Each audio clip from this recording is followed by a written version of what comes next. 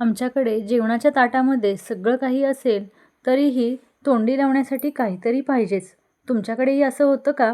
त्यासाठी मी अगदी मोजक्या साहित्यामध्ये ही चटणी बनवली आहे. खोबरं, लाल तिखट, मीठ, जिरे आणि लसूण. या खोबऱ्याचे मी आता छोटे तुकडे करून घेते. अगदी पटकन होणारी पण चवीला अतिशय छान असणारी ही चटणी तुम्ही एकदा नक्की करून बघा. इथं मी खोबऱ्याचे तुकडे करून घेतले आहेत. यानंतर एक अर्धा मिनिट भाजून घेतलेले जिरे मी खलबत्त्यामध्ये वाटून घेते. तुमच्याकडे जर जिरे पावडर असेल तर ती घाला. खोबऱ्यासोबत जर जिरे घातले तर जिरे जास्त बारीक होत नाहीत, म्हणून मी आधीच थोडंसं त्याला वाटून घेतलं आहे. यानंतर तुकडे करून घेतलेले खोबरं, मीठ, लसूण आणि वाटून घेतलेले जिरे घालून एकदा फिरवून घ्यायचं.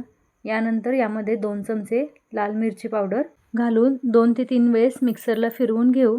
मस्त अशी खोबऱ्याची चटणी तयार झाली आहे.